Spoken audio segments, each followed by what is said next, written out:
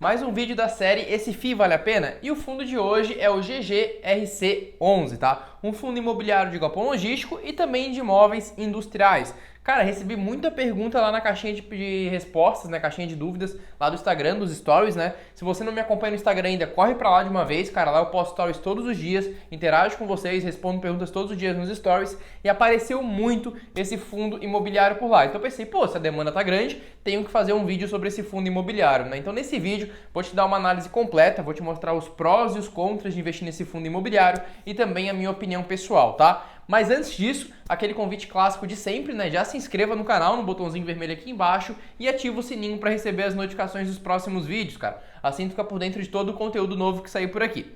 Seguinte, trouxe uma colinha aqui para ajudar a gente, tá? Com algumas informações bem importantes sobre esse fundo imobiliário. Primeira coisa que você precisa entender é que ele é um fundo imobiliário de tijolo, ele investe tanto no setor ali de galpão logístico quanto de imóveis industriais, tá? O que são esses imóveis industriais? Cara, são fábricas, velho.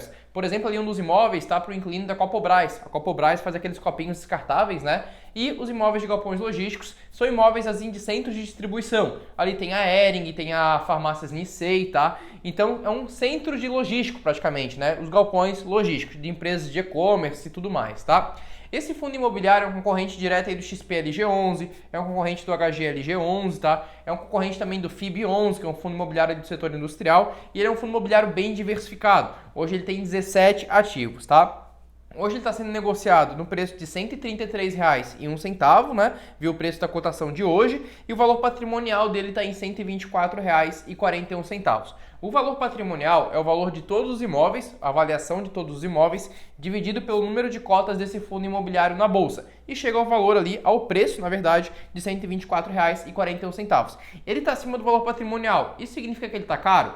Não necessariamente ele está caro, tá? Mas significa que ele está acima do preço justo. É igual você for comprar uma casa que custa R$ 100 mil e alguém te oferecer essa casa por 105 mil.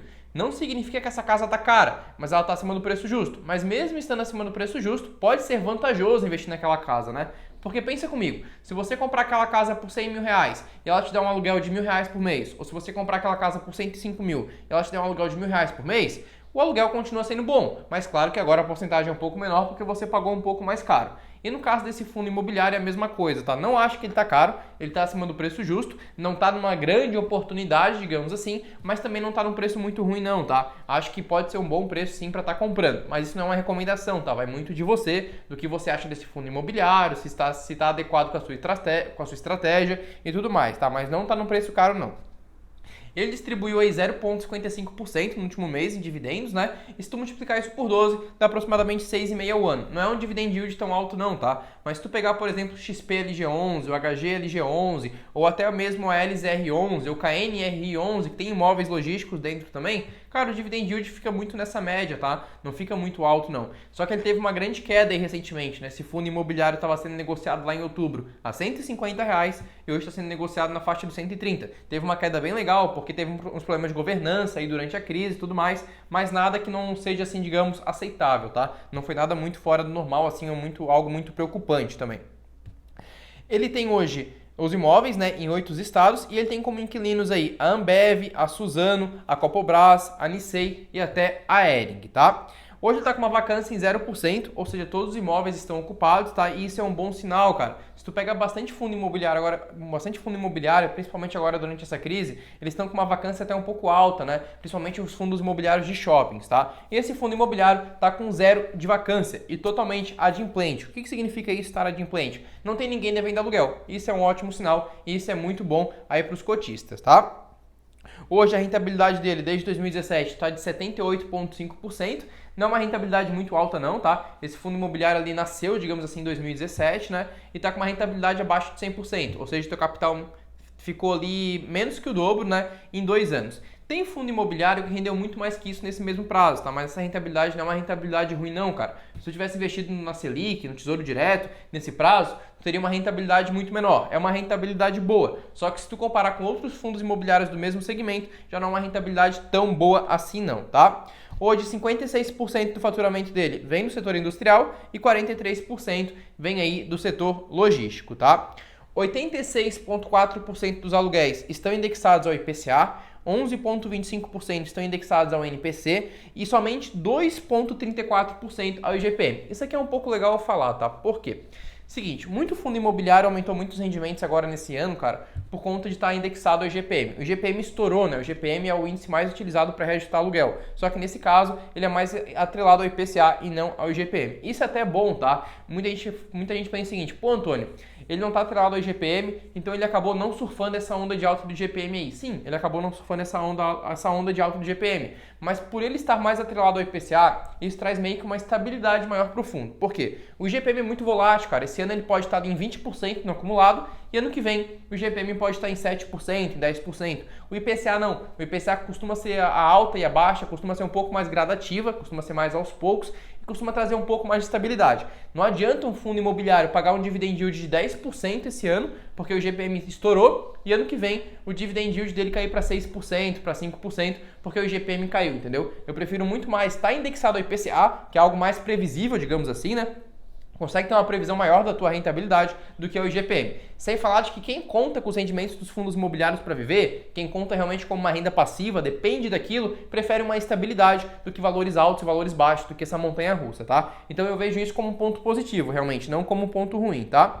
E 30,34% dos contratos desse fundo imobiliário vencem depois de 2030. Isso é outro sinal bem positivo, tá? Isso traz uma previsibilidade para você também. Por quê? Pensa comigo. Se os contratos tivessem um vencimento de 4 anos, de 5 anos, pô, tu sabe que daqui 4 anos o fundo imobiliário pode mudar totalmente, o imóvel pode ficar vago. Hoje ele tem bastante imóveis, mas cada imóvel tem somente um inquilino, tá? E se o inquilino sair daquele imóvel, o imóvel fica vago. Até achar outro inquilino, demora um pouco, né? Não são imóveis baratinhos, não é igual uma casa de bairro que tu acha um inquilino em 2 meses, em 3 meses. Às vezes pode demorar 6 meses, pode demorar até 1 ano para achar um inquilino bom novamente, tá? E ter os contratos, em sua grande maioria, vencendo depois de 2030, isso é um ponto bem positivo, tá?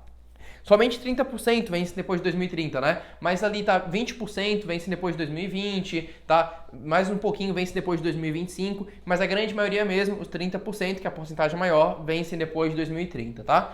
Qual que é a minha opinião sobre esse fundo imobiliário?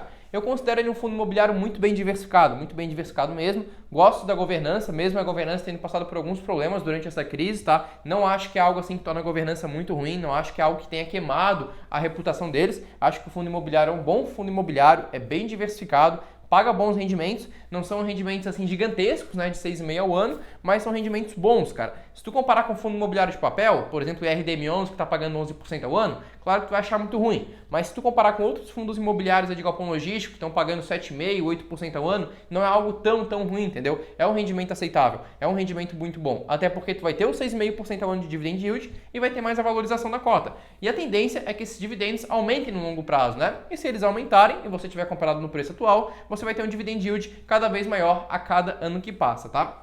Comparando ele com os concorrentes, comparando com o XPLG11, comparando com o HGLG11, comparando com alguns fundos imobiliários mistos, não acho ele o melhor de todos, tá? Não acho que esteja numa oportunidade tão grande, não acho que ele seja tão atrativo não, cara.